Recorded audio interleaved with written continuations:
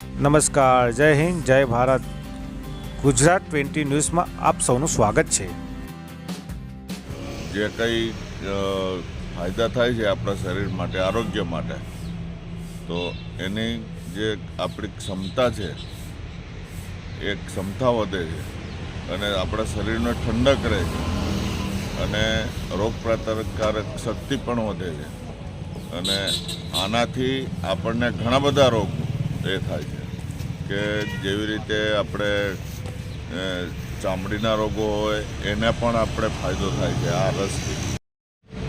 મારું નામ દીપક પંચાલ છે. હું દાહોદથી આજે વર્ષોથી 25 વર્ષથી હું આ જ્યુસ કરું છું.